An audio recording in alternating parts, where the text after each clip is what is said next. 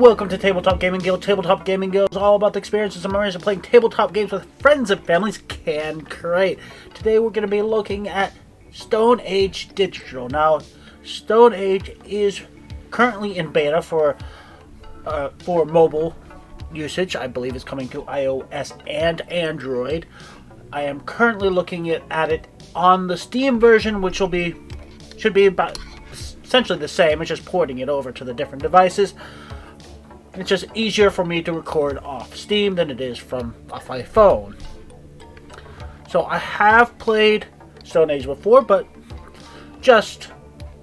I'd like to see the tutorials in the digital games just to see if they're any good, if they really teach you how to play properly.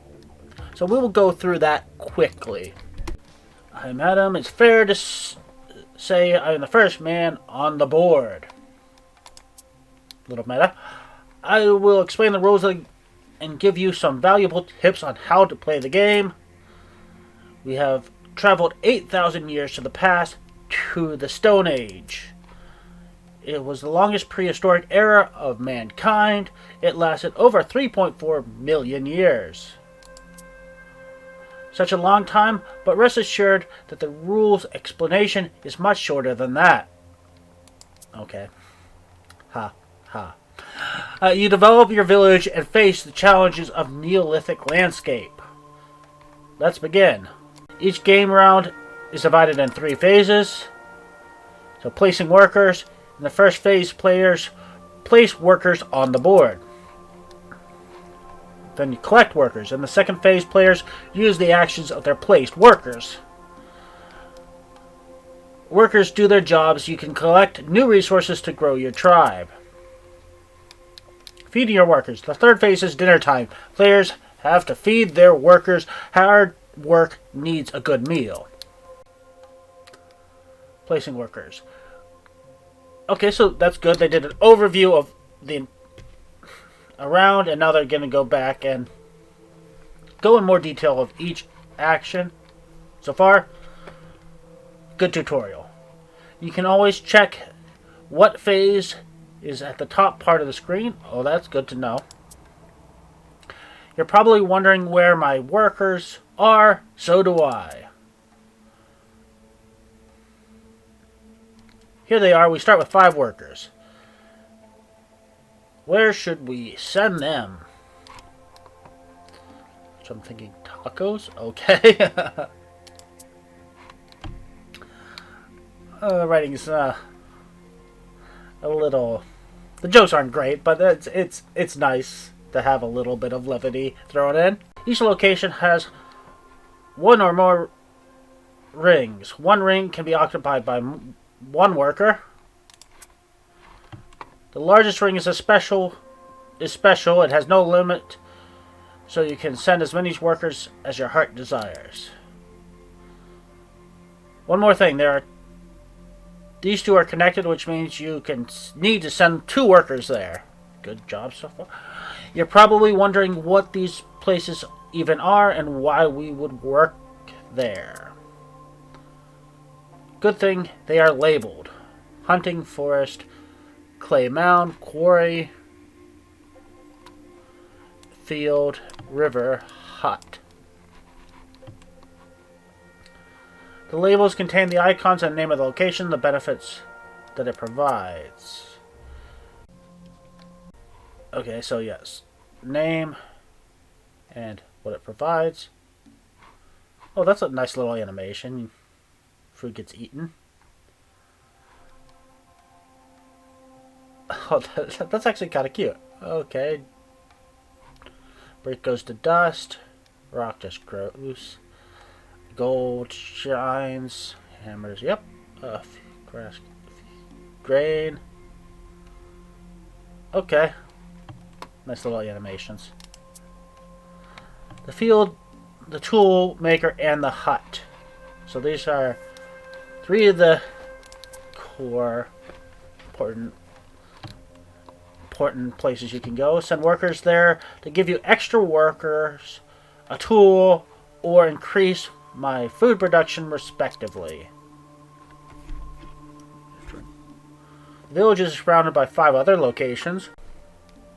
Unlike the village, you need to roll dice to get resources to the 5 other locations. The 5 labels of the location show the cost of 1 resource. So, okay. For example, let's send 3 workers to the forest in the first phase. Each worker you send provides you with 1 dice in the second phase. That's when we roll. You roll the dice, add up the results, and divide the number of the dice on the location label. The result is how many resources you get. For example, examples are good in the tutorial, so far so good. For example, with this roll you get 2 plus 3 plus 1, so 6 divided by 3 is 2, and you get 2 wood. Okay. Okay, one more example. You roll. Okay, I get it. Yeah. Okay, alright, but where do we keep all our goods? Back to the player panel. Home sweet home.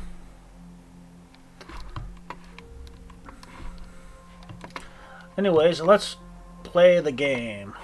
We will start, as most things do, at the beginning. Placing workers. So, in the first phase of the game, you will send your workers to a location of your choice. I, for one, lived a nomadic life for millions of years, but now I want to settle down. Build a house, gather crops, send my kids to Stone Age College. Okay. Stone Age is a worker placement game. In general, the more workers you have, the better, because you can do more things. Just remember, you'll need to feed them all. So let's get more workers. Select the right location in the village. So we want to go drag these. Okay, so if I just click the location, it just automatically drags them. Or I can manually drag them. Nice. First of all, because that's what the rulebook says, if you send 1 worker there, the second one will automatically be added. But also, it makes sense. Life, as they say, finds a way. Okay, yeah. But let's not get distracted. I have 2 magic words you need to remember. The word are confirm button, and it's right there. Okay, so we have to... Good, it makes you confirm, and you can always undo. Surprising how many digital games forget the undo ability.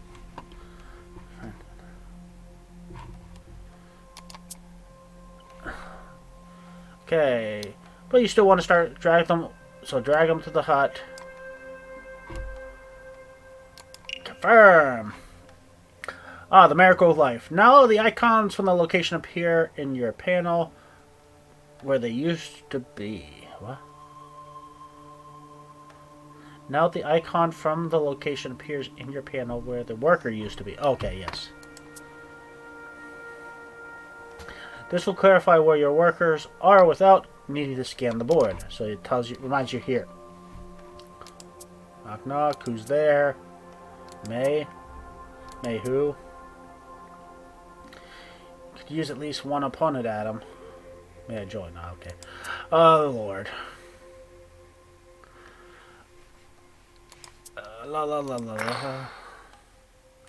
The jokes aren't strong, but they're fine.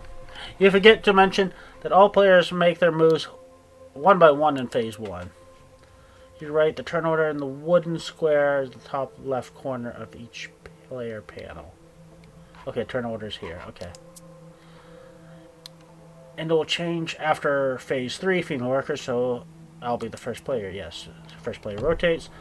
That's right, after the first time, it's cycled back to me, and I'll be first player again. Okay, this could have been a little, yeah, it's a little odd the way they describe that, but it's fine. Anyway, let's not get ahead of ourselves. It's my turn to play my phase 1. I'm glad that field is still available. I'll send my workers there, and I'll explain why in a moment.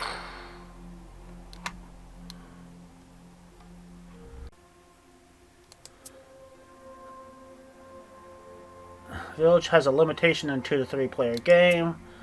Only 2 village locations can be occupied in 2 or 3 player game.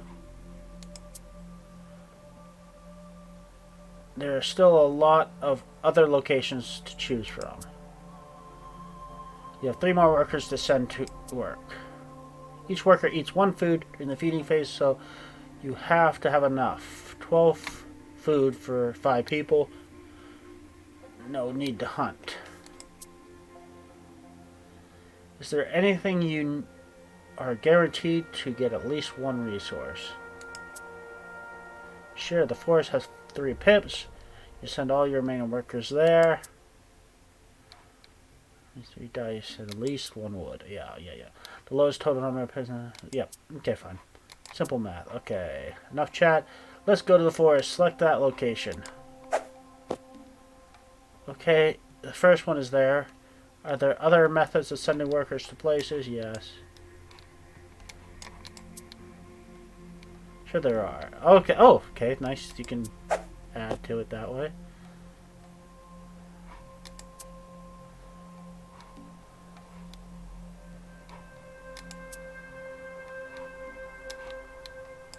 It's nice that they give you options. You know, sometimes some people don't like dragging, other people actually prefer that. So being able to click, if your mouse is not working well, that could really help. If you don't have the fine motor skills, sometimes that could be pretty important. And remember, once you place your worker in the location and confirm, you can't add any more to that location until the one already there come back. Exactly, so if we confirm 3 and we had more to choose from later this phase, we can't add them to the force even if there's room.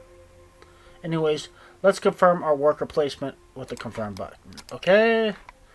Where's my wood? Did you steal it? Hide somewhere? Okay. I ate them. Just kidding. Second phase. 4 workers. And I think I'll go to the forest.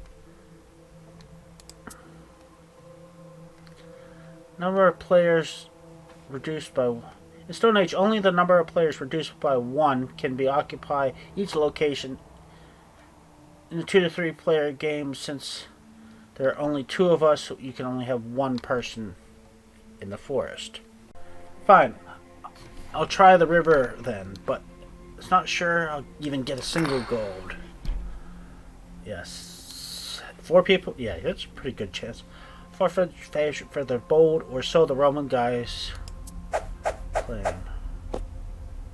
Notice you can see the location icon and opponent's panels. No need to scan the board to see who's doing what, so everything's here. Now it's time. Now that you're both out of workers, it's time for the second phase. Collecting workers.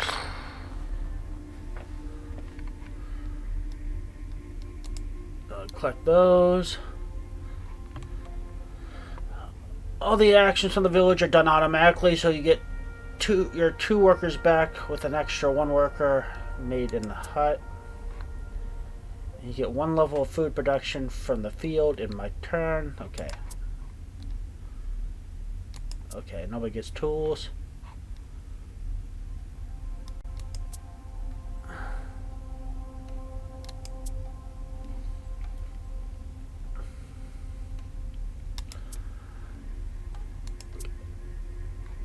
Okay, all your actions, but in phase 1 we did our moves 1 by 1.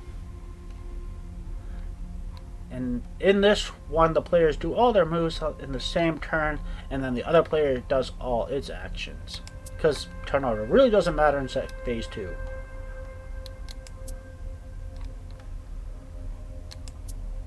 Okay, so forced action. So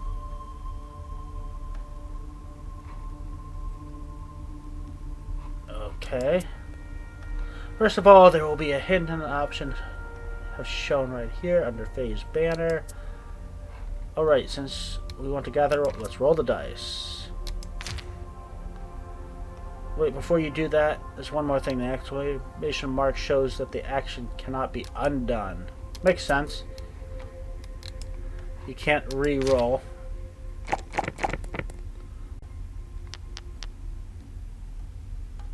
Not bad. Oh, okay, so I roll pretty well. Well, it's probably scripted rather than random for the tutorial, but that's fine.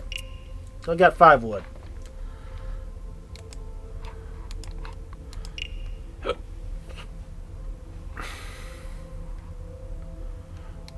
Confirm button. Only one little... They've done good with the tutorial so far, but one thing I'm noticing they missed is they didn't tell you the objective of the game to start with. But I'm sure they'll get to it. It's just easier for people to grasp when they know what they're trying to do. Now it's my turn. Let's do my actions. I suppose in this particular game, you'll see the objective of the game being tied to how you get points is easier probably to understand once you get those basics. But in general, it's usually good to say what is the goal before you teach. Check on these jokes.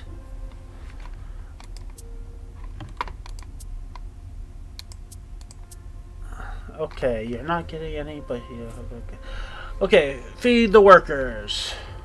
Generic symbol, bono teat.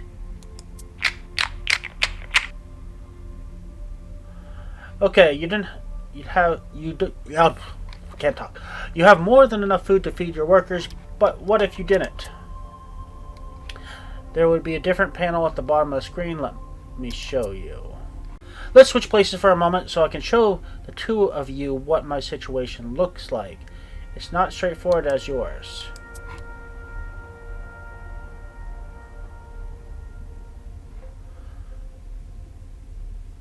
Okay, look at my situation. I have 2 units of food and 1 level of food production. First, I get 1 food from my food production because she went to the grain place. Then I feed my workers 2 units of food that I have.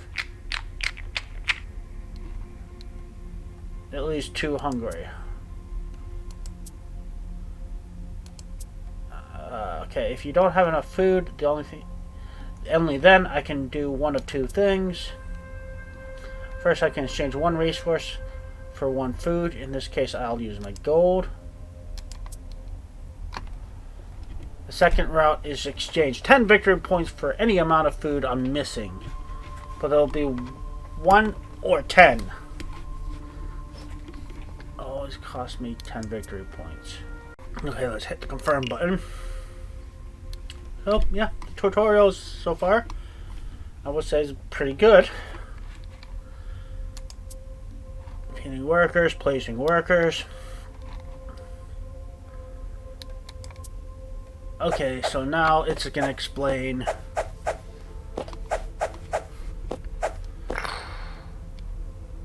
how you get your points. Something new in the top right. Okay. Card panel. It contains civilization cards. The card panel is connected to the new location, the harbor.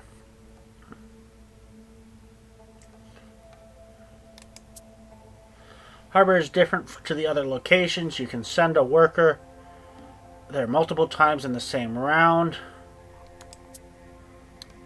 In the harbor, you can exchange goods for 1 card. Card gives you immediate benefits, but also significantly affects the scoring.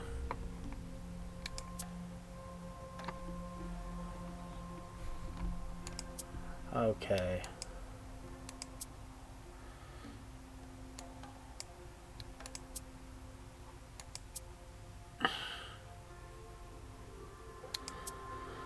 Okay, harbor has 4 rings, each matching a card slot. Send a worker to a harbor slot, books a card, which you can be bought in the second phase, assuming you can afford it. First way to book a card is to click on the card panel. Okay, first of all, each card has its cost. one pentagon dot slash dot in the top right panel. So any resource, 2 any resources. Means okay. The cards have a lot of icons. What's up with that? Yeah. Okay. Resources. So different resources. Possible to receive more than one resource by rolling a die the card indicates. So you can get resources. If you're lucky with dice, that's it. Okay.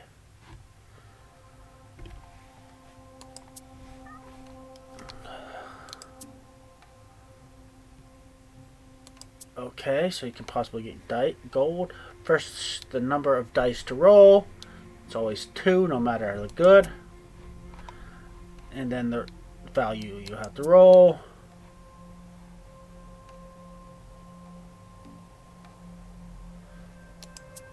Okay, it's almost impossible. How about 2 wood is more likely, yes. 72% chance. Cool. What are the other cards? Okay, some of them just grant you victory points. Some of them get additional tools and production level, food production. So there's one-time tools.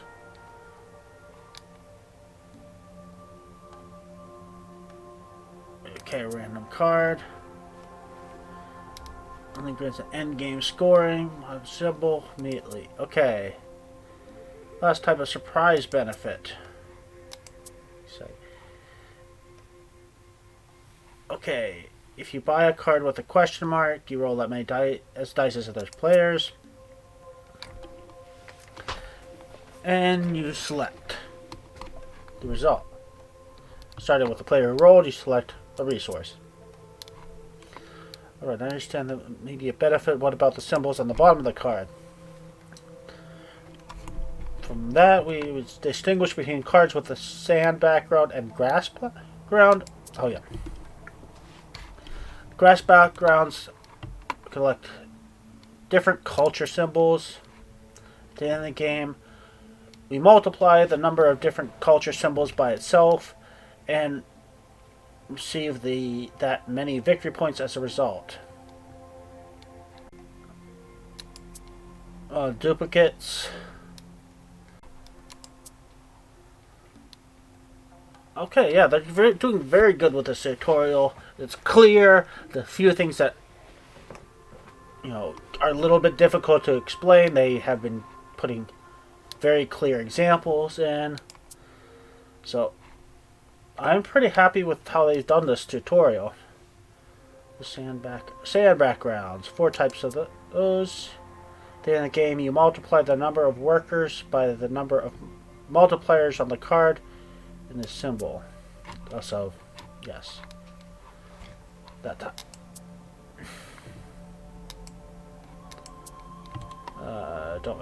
You can select the question mark symbol and give a full description of the card. Good. Want to buy a phase 2 shell. Okay, so it wants us to check this. I do generally like to get those. Okay, and confirm. Okay, nothing more to do. Confirm button. Collecting workers. So the village goes first. Oh, she did her resource gathering. We'll skip a few steps again just to get the new stuff, just like we did in the previous phase.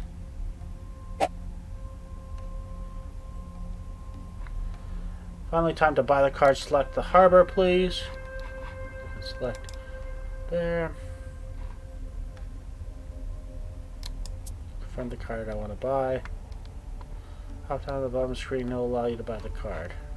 There's many good. Okay, so I need to spend 2 goods.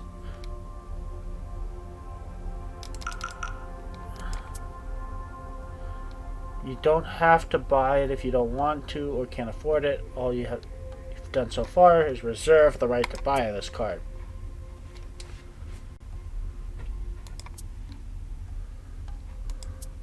Okay.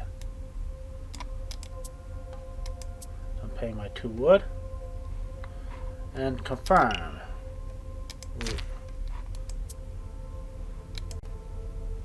Yes, roll dice. It's impossible to undo die rolls. Makes sense. Ooh.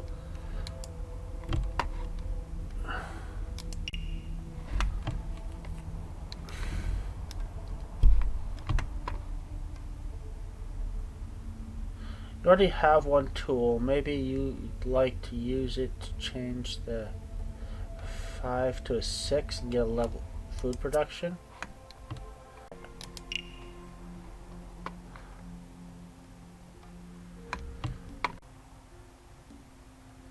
Building effectively means exchanging goods for victory points. The number of building spots equal to the number of players in the game. Select a building.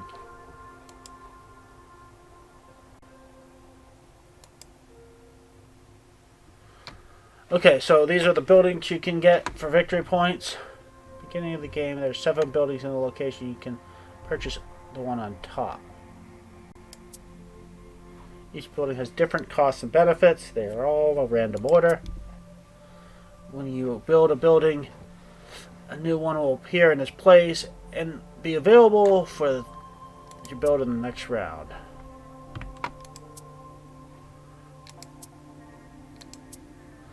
Okay, what's with you and gold? Okay, whatever. First type of, it's very simple. We trade resources for victory points. With the second and third type of building, the number of victory points on the costs exchanged depends on the resource you use, basically. Okay, yep. So this is all very complicated. So if you match to pay for this building,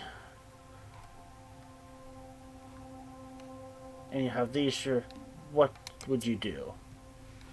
In that case, I'll pay a total of 4 goods of 2 different types. 1 gold and 3 stone.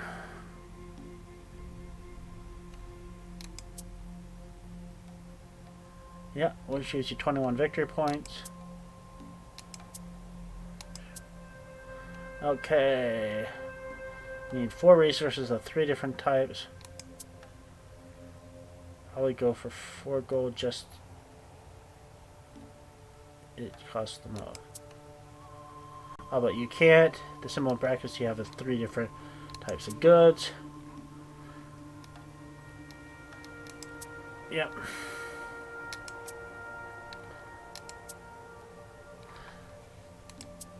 Okay, last type of building. Okay, 1 to 7 resources.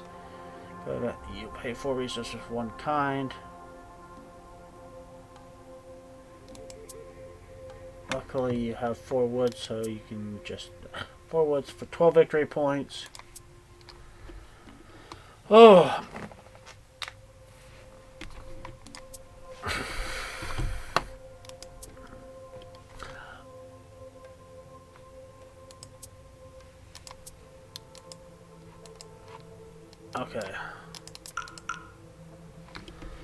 Okay, so that is buildings. I kind of skimmed through that pretty quickly, but because I know how to play it, but I think they did a good job of explaining the whole game, and that's how we're getting to the final scores. Some of the tools, foods, production, worker service tiebreakers. Some collected during the end and some at the end. Okay. Depends on a particular case. Okay, fine. I get it. Yep. I'm kind of just skimming through this because, as I said, I know this game pretty well. It's just going through and seeing how well they did in the tutorial.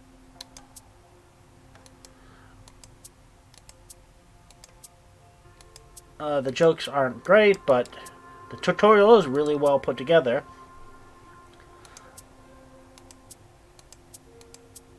And very easy to understand. Lots of great examples. So that was the tutorial for Stone Age. I think they did a really good job with that tutorial. Went through everything very cleanly. Had plenty of examples. And, you know, it's a relatively simple game. But if you've never played worker placement games before, there are a few things that might trip you up that, a lot of gamers wouldn't even think of actually explaining because, we're just used to those things. So, didn't fall for any of those pitfalls. Did lots of good examples. Had lots of little animations to keep you interested. A few jokes here and there that, whatever. Overall, it's a good tutorial, well executed, well written, and even if you've never played a board game in your life, you could go through this tutorial and figure out how to play this game reasonably well. Thank you again for watching. Please join us again on YouTube, Twitch, Instagram, and other social medias. And please don't forget to like and subscribe.